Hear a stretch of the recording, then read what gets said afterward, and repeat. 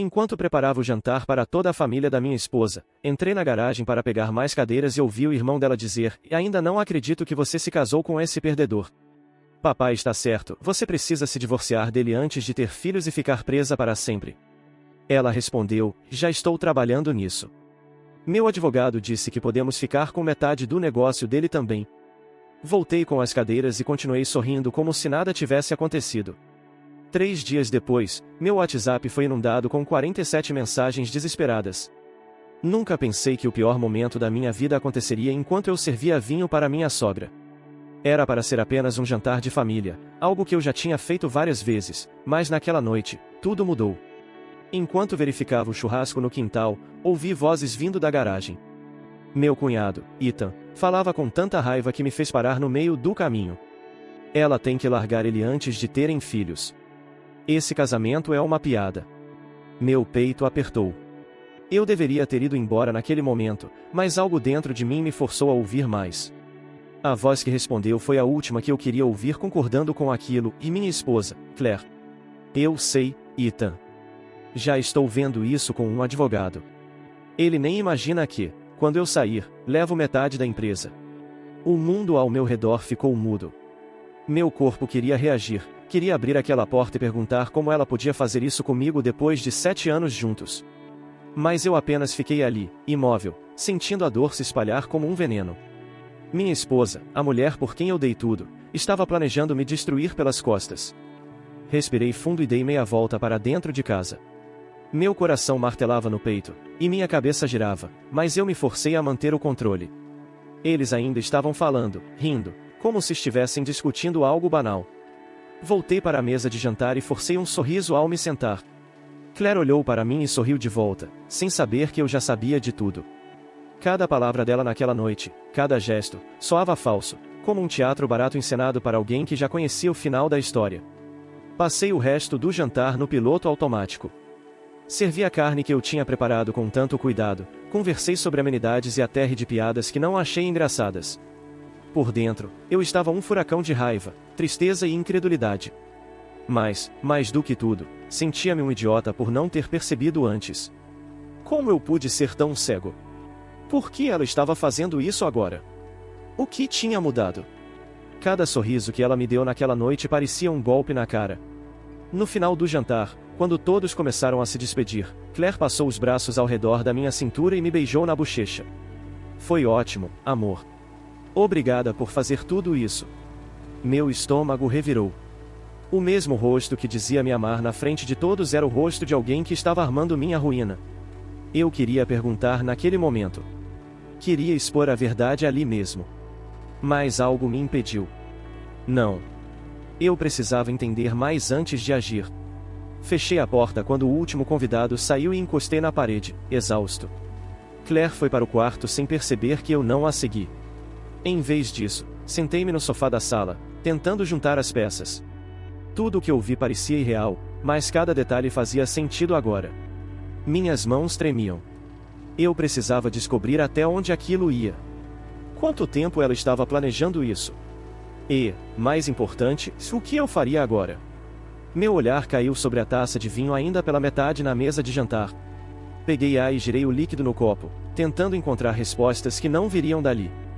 Então, um pensamento cruzou minha mente como um raio: essa traição não aconteceu de repente. Algo estava errado fazia tempo. Eu só não tinha prestado atenção. Agora, precisava lembrar dos sinais. Algo me dizia que a verdade já estava ali, piscando na minha cara há semanas. E eu, burro como fui, simplesmente ignorei. Agora que penso nisso, os sinais estavam lá o tempo todo. Eu só não quis enxergar. Durante a semana que antecedeu o jantar, Claire começou a agir de um jeito diferente, como se estivesse escondendo algo. Pequenas coisas, quase imperceptíveis, mas que, juntas, formavam um padrão. Sempre que eu entrava no quarto, ela bloqueava o celular rápido demais. Quando eu perguntava, ela ria e dizia que estava vendo coisas de trabalho. Não era a primeira vez que ela ficava ocupada, então deixei passar.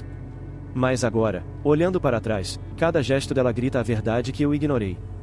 A primeira vez que realmente me incomodou foi quando a vi fechando o notebook assim que entrei no escritório. Era um reflexo automático, como se estivesse vendo algo que eu não deveria ver. Brinquei com ela, perguntando o que era, e Claire, sem nem hesitar, disse que era uma surpresa para mim. A forma como falou, casual e sem culpa, me fez acreditar. Eu sorri, achando que era algo especial. Agora sei que a única surpresa que ela preparava era o meu próprio pesadelo. Além disso, ela começou a sair mais cedo para o trabalho e a voltar mais tarde. Quando perguntei, ela disse que estava resolvendo problemas no escritório. Outras vezes, alegava ter passado na casa da mãe.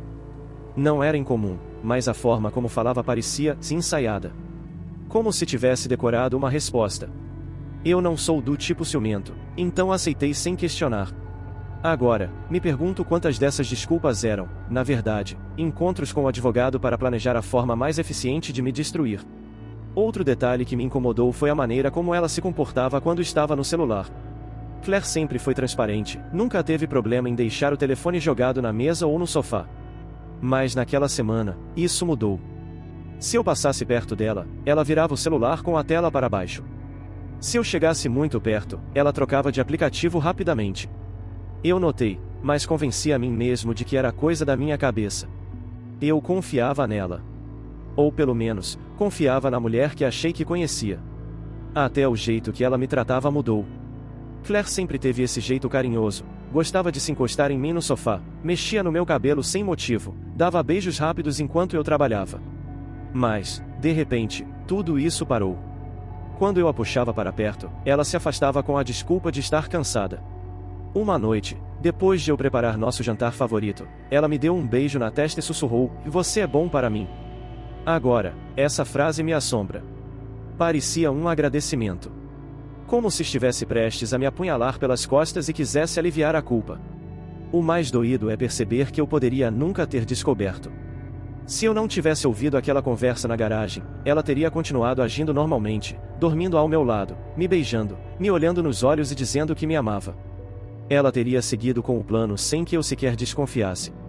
No dia certo, eu receberia os papéis do divórcio, frios e calculados, sem nenhuma pista de que minha vida estava prestes a desmoronar. E eu teria acreditado que foi uma decisão repentina. Agora, toda lembrança parece contaminada. Será que ela já me via como um trampolim desde o começo? Será que, enquanto eu trabalhava para construir algo para nós dois, ela estava apenas esperando o momento certo para tirar sua parte e ir embora? Sempre achei que éramos um time, que enfrentávamos o mundo juntos. Mas agora, percebo que, para ela, eu era só um investimento. E, depois de 7 anos, era hora de fazer o saque. Minha cabeça pesa com essa realização. Minha casa, meu casamento, minha vida, tudo agora parece uma ilusão. Mas eu me recuso a aceitar que tudo foi falso. Preciso entender até onde essa traição vai. E, principalmente, preciso descobrir como alguém pode amar por anos, e do nada, decidir destruir a pessoa ao seu lado. Porque, se eu não entender isso, nunca mais vou conseguir confiar em ninguém. Meu nome é James, tenho 34 anos e sou dono de uma empresa de construção que construí do zero. Nada veio fácil para mim. Meu pai era pedreiro, minha mãe trabalhava como caixa de supermercado, e dinheiro nunca foi algo que sobrava na minha casa. Quando fiz 18 anos, tentei seguir o caminho tradicional e entrei na faculdade comunitária com a ideia de estudar engenharia civil. Mas logo percebi que aquilo não era para mim. Eu não tinha tempo nem dinheiro para perder 4 anos ouvindo teoria enquanto minha família lutava para pagar as contas. Então, larguei tudo e comecei a trabalhar. Meu primeiro emprego foi como ajudante de obra. Carregava sacos de cimento, misturava argamassa, limpava ferramentas. O trabalho era pesado, e o salário, uma miséria. Mas eu absorvia tudo como uma esponja. Aprendi a ler plantas, negociar com fornecedores, entender o que fazia uma construção ser bem feita ou não. Aos 25 anos, juntei todas as minhas economias e abri minha própria empresa. No começo, era só eu e mais 2 funcionários, pegando pequenos projetos, reformando casas velhas e aceitando qualquer trabalho que pagasse as contas. Foram anos de trabalho sem descanso. Enquanto meus amigos saíam para festas ou viajavam nos feriados, eu estava no canteiro de obras, resolvendo problemas. Muitas noites, dormi dentro do meu caminhão porque era mais fácil do que voltar para casa. E, pouco a pouco, tudo foi crescendo. Mais clientes, mais contratos, mais funcionários. Aos poucos, a empresa deixou de ser uma luta para sobreviver e se tornou algo sólido. Quando fiz 30 anos, já tinha uma equipe grande, equipamentos próprios e uma reputação respeitável no mercado. Foi nessa época que Claire e eu nos casamos. Ela sempre teve uma vida confortável. Seus pais eram de classe média alta, ela estudou nas melhores escolas, nunca precisou se preocupar com dinheiro. Mas isso nunca foi um problema entre nós. Ou pelo menos, era o que eu achava. Quando ela decidiu fazer faculdade de Direito, eu apoiei totalmente. E mais do que isso, paguei pela faculdade inteira. Mensalidade, livros, aluguel, tudo. Eu queria que ela tivesse a liberdade de estudar sem se preocupar com dinheiro. E fiz isso com o coração aberto, porque amava minha esposa e queria vê-la realizada. Hoje, saber que a mesma mulher que ajudei a formar como advogada está usando seus conhecimentos para me destruir é um nível de traição que nem sei descrever. Enquanto eu trabalhava de sol a sol para garantir nosso futuro, ela estava planejando como tirar metade de tudo o que construí. Penso nos anos em que paguei cada uma das contas dela, em todas as vezes que disse que faria qualquer coisa para vê-la feliz. No final, parece que nada disso importou. O que mais me dói é perceber que, por mais que tenha conquistado tudo com meu próprio esforço, para a família dela, eu nunca passei de um cara sem diploma. Desde o começo, eles me olhavam de cima para baixo. Meu sogro, um consultor financeiro bem-sucedido, sempre perguntava se eu não pensava em voltar para a faculdade e conseguir um diploma de verdade. Minha sogra, corretora de imóveis, nunca perdia a chance de me lembrar de que a trabalho braçal cansa com o tempo. Eu ria e ignorava, porque achava que Claire me enxergava diferente. Mas será que ela realmente enxergava? Agora, tudo parece fazer sentido. Para eles, eu nunca fui um empresário bem-sucedido, apenas um cara de origem humilde que teve sorte. E Claire, que sempre me fez acreditar que não ligava para essas coisas, agora mostra que talvez tenha pensado como eles o tempo todo. Ela me via como um investimento, algo que valia a pena enquanto rendia frutos. Mas agora que a conta está cheia, ela quer sair com metade do que construí. E o pior de tudo? Legalmente, ela pode conseguir exatamente isso. Desde o começo, eu sabia que a família da Claire nunca me aceitou completamente. Eles eram educados, claro, mas sempre havia aquela condescendência disfarçada de gentileza. O tipo de olhar que diz: você não é bom o bastante para nossa filha, sem precisar usar palavras. No início do nosso namoro, achei que era coisa da minha cabeça. Mas, com o tempo, ficou impossível ignorar. O pior era que Claire sempre minimizava. Eles só são meio antiquados, dizia, rindo. Mas agora, depois do que ouvi na garagem, percebo que talvez ela tenha concordado com eles o tempo todo. O sogrão, Richard, sempre foi o mais direto. Consultor financeiro, orgulhoso do próprio sucesso, ele adorava jogar pequenas farpas sempre que tinha chance. Construção é um ramo instável, né?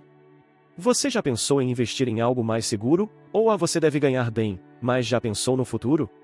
Afinal, trabalho físico tem prazo de validade. Nunca foi um ataque frontal, sempre um comentário sutil, jogado no meio de uma conversa casual. Como se fosse apenas preocupação. Mas eu sabia o que ele realmente queria dizer. Minha sogra, Diane, também tinha seu jeito peculiar de me diminuir. Ela trabalha no ramo imobiliário e adorava contar histórias sobre os tipos de empreiteiros a que ela lidava. A maioria some com o dinheiro dos clientes ou faz um trabalho meia boca, né, dizia, olhando para mim como se estivesse esperando que eu me defendesse. Sempre senti que, para ela, eu era só mais um cara de trabalho braçal, alguém que nunca estaria no mesmo nível da família dela. Mas ninguém me irritava mais do que Ethan, o irmão da Claire. Formado em administração de empresas, ele se achava um gênio dos negócios. O problema é que nunca fez nada relevante com o diploma. Trabalha no escritório do sogro e vive dando palpites sobre a minha empresa como se soubesse mais do que eu. Cara, você devia expandir para outra área. Construção é um mercado muito saturado. Ou então, você precisa de um plano B. Não pode confiar só no seu nome para fechar contratos. Fala como se eu não tivesse construído tudo sozinho, sem nunca precisar da ajuda de ninguém. A parte que mais me machuca é lembrar que, no começo, Claire me defendia. Sempre que alguém fazia um comentário atravessado, ela entrava na conversa. O James é incrível no que faz. Vocês não têm ideia do quanto ele trabalha duro. Isso me fazia sentir que, apesar do desprezo da família dela, pelo menos ela estava do meu lado. Mas agora, depois do que ouvi, não sei mais o que pensar. Será que ela sempre achou que eu não era bom o suficiente? Será que, lá no fundo, concordava com cada uma dessas críticas? Quando ouvi ela e Ethan conversando naquela noite, tudo se encaixou. Eles nunca me aceitaram porque nunca me respeitaram. E Claire? Claire talvez nunca tenha me respeitado também. A ideia de que minha própria esposa pode ter passado anos me vendo como a menos é difícil de engolir. Passei a vida inteira provando meu valor para o mundo. Achei que, pelo menos dentro da minha casa, eu não precisaria fazer isso. Mas talvez tenha estado enganado desde o começo. Agora, cada conversa que tivemos, cada momento que passei com a família dela, ganha um novo significado. Lembro dos jantares em que me senti deslocado, das festas em que me tratavam como se eu fosse o namorado adolescente da Claire, e não o marido dela. Lembro das vezes que tentei me aproximar e fui empurrado para longe, sutilmente, mas sempre com a mesma mensagem: você não pertence ao nosso mundo. Mas quer saber a verdade? Se esse é o mundo deles, talvez seja melhor eu nunca ter pertencido. E se Claire realmente faz parte desse mundo, então talvez eu nunca tenha conhecido a mulher com quem me casei. O mais irônico de tudo é que, naquela noite, eu me esforcei para fazer tudo perfeito. Acordei cedo para preparar o jantar, revisei a lista de compras e passei a manhã inteira organizando os detalhes. Queria que a família da Claire se sentisse bem, queria que tudo estivesse impecável. Passei horas no quintal, varrendo, lavando a varanda, ajustando os móveis do jeito que ela gostava. Fiz isso porque me importava. Fiz porque, apesar de tudo, ainda queria agradá-los. Mas, no final, descobri que, enquanto eu preparava aquele jantar, eles preparavam minha ruína. O prato principal seria um brisket defumado que eu vinha preparando há uma semana. Era meu orgulho. Comprei um corte especial, temperei com paciência, deixei marinando por dias. No dia do jantar, acordei antes do sol nascer para colocar a carne para cozinhar lentamente. Quem entende de churrasco sabe, um bom brisket leva tempo, dedicação. E eu estava disposto a investir cada minuto nisso, porque queria que fosse uma noite memorável. Bem, foi. Mas pelos motivos errados. Além disso, passei a tarde preparando acompanhamentos que a família dela adorava. Mac and cheese com queijo cheddar importado que Richard elogiou uma vez. Aspargos grelhados porque Diane dizia que a ninguém cozinha vegetais direito. Até fiz um molho especial que Ethan comentou em um jantar meses atrás. Cada detalhe foi pensado para agradá-los. Quis mostrar, de novo, que fazia parte daquela família. Que, apesar das diferenças, eu estava ali, disposto a ser aceito. O pior de tudo? Enquanto eu estava no quintal, cuidando do churrasco, a Claire estava na garagem conspirando contra mim. Enquanto eu verificava o ponto da carne, ela dizia que queria metade do meu negócio. Enquanto eu preparava o jantar com carinho, ela já fazia planos para me descartar.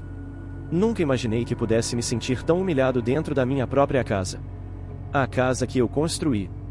A casa onde achei que minha família cresceria. Quando terminei de preparar tudo e chamei todos para a mesa, forcei um sorriso. Sabia que não podia demonstrar nada. Se eu explodisse ali, daria a eles a chance de me pintar como vilão. Então, engoli o ódio, respirei fundo e me sentei. Olhei para Claire do outro lado da mesa, rindo com a mãe, como se nada tivesse acontecido. Como se não estivesse prestes a destruir minha vida. Nunca senti um nojo tão grande em toda a minha existência. O jantar seguiu como sempre. Richard comentou sobre os vinhos caros que havia comprado, Diane falou sobre um novo projeto imobiliário, Ethan soltou piadas sobre o mercado de trabalho. E eu, ali, fingindo que ainda era o mesmo homem que havia começado aquele dia. Cada garfada era um sacrifício. Cada palavra era um esforço para não explodir. Eu queria jogar tudo no chão, gritar na cara deles, perguntar como tinham coragem. Mas eu segurei firme.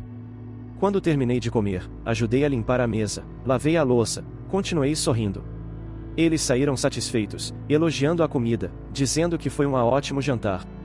Mal sabiam que, naquele momento, eu já tinha decidido. Eu não ia ser o coitado que eles esperavam. Claire podia ter achado que tinha vencido, que seu plano estava dando certo. Mas ela não fazia ideia do que estava por vir. Porque naquela noite, enquanto ela dormia tranquila, achando que eu não sabia de nada, eu já começava a planejar a minha própria vingança. Depois que todos foram embora, a casa ficou estranhamente silenciosa. Claire subiu para o quarto como se nada tivesse acontecido, me deu um beijo no rosto e disse que ia tomar banho. Eu fiquei parado ali, na cozinha, encarando a pilha de pratos sujos, sentindo o peso do que tinha acabado de descobrir. Meu corpo ainda estava no automático, mas minha mente estava um caos. Como é que alguém pode trair dessa forma e depois agir como se nada tivesse acontecido? Eu sabia que não ia conseguir dormir. Então, peguei uma garrafa de uísque, servi um copo cheio e fui para a sala. Cada gole queimava na garganta, mas a dor no peito era muito pior. Minha cabeça martelava, revivendo aquela conversa na garagem. Eu queria acreditar que tinha entendido errado, que talvez houvesse alguma explicação, que Claire não seria capaz de algo assim. Mas eu sabia que estava me enganando. 7 anos juntos. 7 anos acreditando que éramos um time. E agora eu descobria que, para ela, eu era só uma conta bancária ambulante. Não era só sobre dinheiro. Era sobre confiança.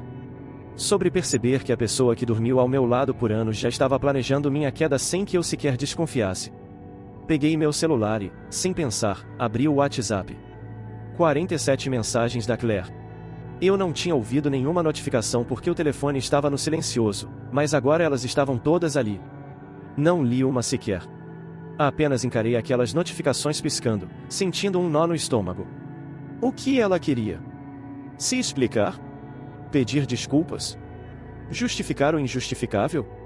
Ou será que já tinha percebido que eu sabia de tudo e estava tentando apagar o incêndio antes que fosse tarde demais?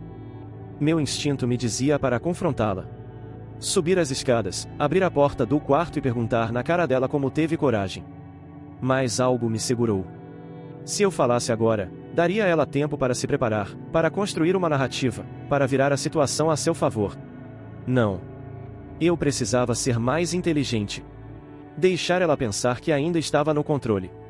Deixar ela acreditar que eu era o mesmo homem ingênuo que preparou aquele jantar. Olhei ao redor da sala. Minha casa. Meu lar.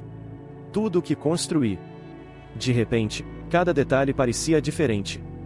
O sofá que compramos juntos, a mesa que escolhemos, as fotos que tiramos em viagens. Agora, tudo parecia contaminado. Como se eu estivesse vivendo dentro de uma mentira. Quem era essa mulher que dormia no meu quarto? Será que algum dia ela realmente me amou? Ou será que, desde o começo, tudo foi apenas um plano bem executado? A bebida não ajudava a clarear a mente, mas ajudava a anestesiar. Então, servi outro copo. E depois outro. O relógio já marcava 3 da manhã quando percebi que não adiantava mais tentar entender. Eu não ia encontrar respostas naquela noite. Talvez nunca encontrasse. Tudo que eu sabia era que eu não podia mais confiar nela. E se eu não podia confiar, então não podia ficar parado esperando para ver o que aconteceria. Peguei o celular novamente, mas dessa vez não para olhar as mensagens de Claire. Abri o navegador e comecei a pesquisar advogados especializados em divórcio. Se ela já estava se preparando, então eu também estaria. Mas, ao contrário dela, eu não ia jogar limpo. Se ela queria a guerra, então era a guerra que ela teria. E, naquele momento, fiz uma promessa para mim mesmo: Claire nunca veria isso chegando.